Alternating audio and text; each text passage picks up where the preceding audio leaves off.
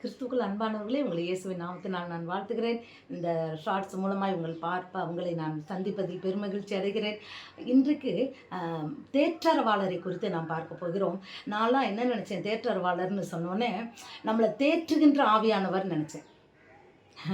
ஆனால் அது தவறு என்பதை ஆவியானவர் எனக்கு உணர்த்தினார்.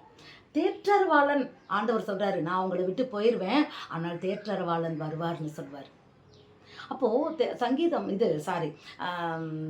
யோவான் 14:16 தேற்றரவாளனை குறித்து என்ன குறித்து இருக்குன்னா, சத்திய ஆவியாகிய தேற்றரவாளன் போட்டிருக்கு.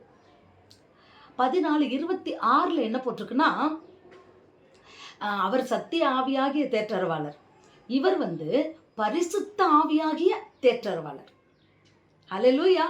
அவர் என்ன செய்வார்னு சொல்லுது, பாவத்தை குறித்தும் நீதியை குறித்தும் நியாய தீர்ப்பை குறித்தும் கண்டித்து உணர்த்துவாராம். ஹல்லேலூயா. பரிசுத்த ஆவியாகிய தேற்றரவாளர் நமக்கு பாவத்தை குறித்தும் நீதியை குறித்தும் நியாய தீர்ப்பை குறித்தும் கண்டித்து உணர்த்துவார். அப்ப யார் இவர்? ஹோலி ஸ்பிரிட் தான்.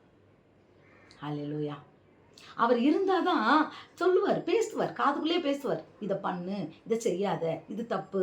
அதான் பாவத்தை குறித்தும் நீதியை குறித்தும் நியாய தீர்ப்பை குறித்தும் கண்டித்து உணர்த்துவார். அவர் சத்திய ஆவியானவர், சகல சத்தியத்துக்குள்ளும் நம்மளை நடத்துவார். உண்மையிலேயே பிரியமானவர்களே, அதனால்தான் நாம் தேவனிடத்தில் பரிசுத்த ஆவியை கேட்டு நாம் நிச்சயமாக பெற்றுக்கொள்ள வேண்டும். பரிசுத்தம் இல்லாத படிக்கு நாம் தேவனுடைய ராஜ்யத்துக்குள்ள பிரவேசிக்க முடியாது பிரியமானவர்களே.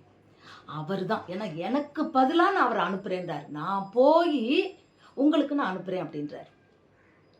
அப்போ நாம் தேவனுக்கு பயந்தவர்களாய், நாம் தேவனுக்கு பிரியமுள்ள பிள்ளைகளாய், தேவனுக்கு கீழ்ப்படுதல் உள்ளவர்களாய் நாம் இருக்கும்படியாய் சத்திய ஆவியான தேற்றரவாளன், பரிசுத்த ஆவியாகிய தேற்றரவாளர் நம்மை நடத்துவதற்கு நம்மை ஒப்பு கொடுக்க வேண்டும். சத்தியத்தை அறிவோம், சத்தியம் நம்மளை விடுதலையாக்கும். பரிசுத்த ஆவியானவர் நம்மளிடத்தில் ஒருவேளை இல்லைன்னா நம்ம அதை கேட்டு தேவனிடத்தில் நாம் பெற்றுக்கொள்ள வேண்டும். அப்பொழுதுதான் நாம் தேவனுடைய ராஜ்யத்துக்கு சொந்தக்காரர்களாய் நம்ம போக முடியும். அவர் தான் நம்மளை நீதியின் பாதையெல்லாம் நடத்துவார், சத்தியத்தின் பாதையெல்லாம் நடத்துவார், நியாய தீர்ப்பை கொடுத்து கண்டித்து உணர்த்துவார்.